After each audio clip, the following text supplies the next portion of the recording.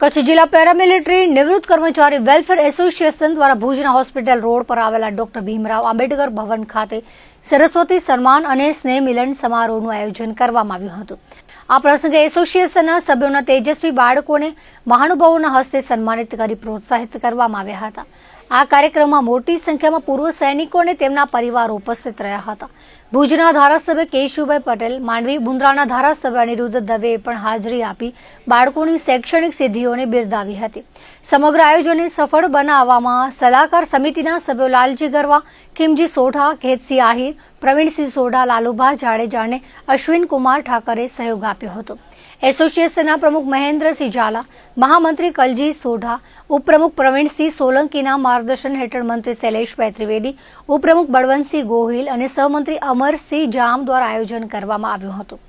વ્યવસ્થાપનમાં સુલેમાન હિંગોરા, હસમુખ ચૌહાણ, ખેતાજી સોઢા અને તુલસીદાન ગઢવીએ જહેમત ઉઠાવી હતી। કચ્છ પેરામિલિટરી સંગઠન નિવૃત્ત એસોસિએશન સંગઠન દ્વારા આજે સરસ્વતી સન્માન કાર્યક્રમ અને શહીદ થયેલા રિટાયર્ડ પેરામિલિટરી ફોર્સના જવાનોના પરિવારનું સન્માન કરવાનો કાર્યક્રમની અંદર ઉપસ્થિત રહેવાનો અવસર મળ્યો।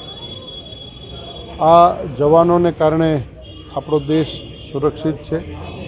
રાષ્ટ્ર પ્રથમની વિચારધારા સાથે ચાલતા દેશના પ્રધાનમંત્રી આદરણીય નરેન્દ્રભાઈ મોદી સાહેબના નેતૃત્વમાં જે પ્રકારે દેશ સુરક્ષિત બન્યો છે અને કેટલાય પ્રશ્નોનો પણ નિકાલ થયો છે, જેવો કે વન રેન્ક વન પેન્શન OROPનો ઘણા સમયથી એક નિલંબિત પ્રશ્ન હતો, અટવાયેલો પ્રશ્ન હતો, રિટાયર્ડ ફૌજીઓનો પ્રશ્ન હતો। એ પ્રશ્નનો નિરાકરણ પણ માનનીય પ્રધાનમંત્રી શ્રી મોદી સાહેબે કર્યું છે અને અહીં કચ્છની અંદર સમાજ જીવનની અંદર રહીને પણ ઘણા નિવૃત્ત ફૌજીઓ સમાજ સેવાના કામમાં જોડાયેલા રહેતા હોય છે।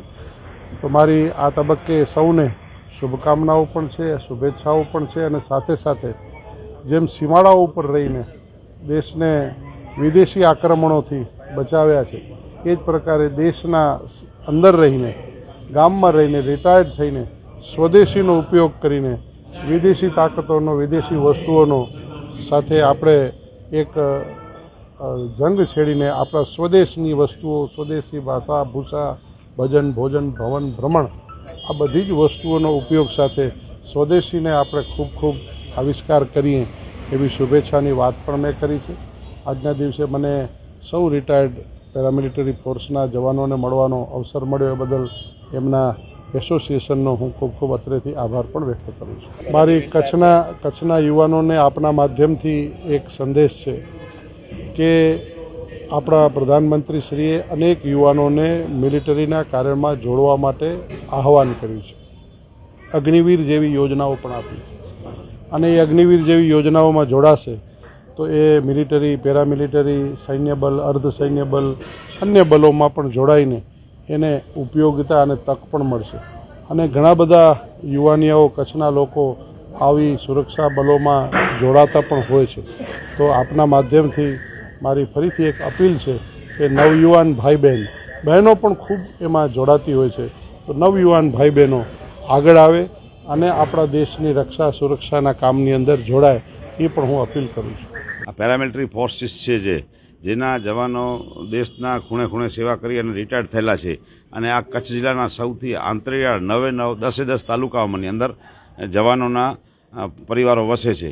તો આજે જે અમે આ કાર્યક્રમ અહીંયા ટાઉન હોલ મધ્યે ગોઠવ્યો છે, આંબેડકર હોલ મધ્યે, એમાં અમારો હેતુ છે કે જવાનોના પરિવારો વચ્ચે એકતા કેળવાય, એકબીજાની સરખી ઓળખાણ થાય, તેમજ તે દરમિયાન એમના તેજસ્વી તારલાઓ જે શહીદોનું સન્માન કરી, જે અમુક અમારા પેરામિલિટરીના જ્યાં શહીદો થઈ ગયા છે એમનું વિધવા બહેનોનું સન્માન કરવાનું, તેમજ એમના સંતાનો જે તેજસ્વી તારલા છે, આગળ વધ્યા છે પોતાના કારકિર્દીમાં, એમનું ભવ્ય સરસ્વતી સન્માન રાખ્યું હતું।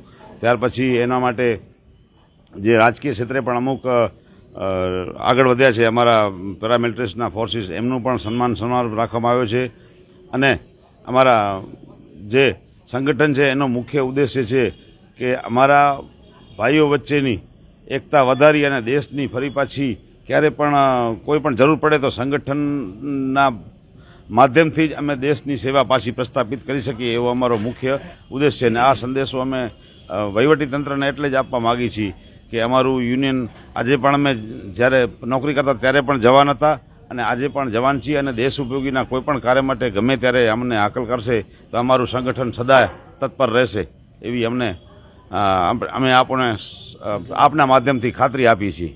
આ કાર્યક્રમમાં એવું છે, અમને વિચાર આવ્યો કે બધા સમાજના સન્માનો કરે છે, હરેક સમાજના.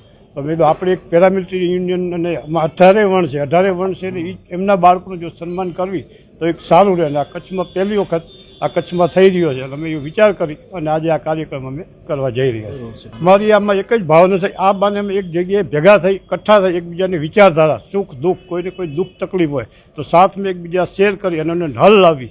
બીજા કે એમના બાળકો છે, એ બાળકોને કંઈ પ્રોબ્લેમ હોય, કોઈ ભણવાનો પ્રોબ્લેમ હોય, કોઈ પરિસ્થિતિ કોઈની ખરાબ હોય તો અમે કન્ટ્રીબ્યુશન કરી અને એને ફી ભરી અને આગળ એ છોકરાઓને ભણાવી શકીએ અને એને અમે સહાય કરી શકીએ, એ મદદરૂપ થઈ શકે. આ અમારી એક ભાવના છે. પ્લસ બીજા છોકરાઓને પણ એક આનંદ આવે કે આવો કંઈક પ્રોગ્રામ કરવો જોઈએ, જેથી કંઈ પ્રોત્સાહન મળે એમને. અમે ઇનામ આપી તો બીજા નાના બાળકો છે એને પણ એક પ્રોત્સાહન મળે કે અમે પણ ભણવી અને આવું કંઈ ઇનામ લઈએ. આ પર્પઝથી અમે આ પ્રોગ્રામ કરવા જઈ રહ્યા છીએ. એટલે આમાં અમે જો શહીદ પરિવાર 16 શહીદ પરિવાર છે અમારા કચ્છ જિલ્લાના, એ લોકોને અમે સન્માનપત્ર દીધા છે, પ્લસ એમને ડોનેશનનું કવર પણ દીધા છે સાથમાં, જેથી કંઈ અલગ અલગ ગામડામાંથી આવે તો એમને પૈસા ભાડા માટે ના તે એના માટે ફંડ એક આપ્યો છે કવરમાં અને એક દીધી. બીજા જે અમારા ડૉક્ટરો, કોઈ સારું એજ્યુકેશન કરેલા હોય, કોઈ ડૉક્ટર હોય, કોઈ વકીલ હોય, કોઈ એન્જિનિયર હોય, એમના બાળકોને પણ અમે સન્માન કરેલું છે. પ્લસ જે 10 અને 12માં સારા પર્સન્ટેજ લે એ બાળકોને પણ અમે બધાને પ્રોત્સાહન આપેલું છે અને સન્માનપત્ર એ સન્માનિત કર્યું છે.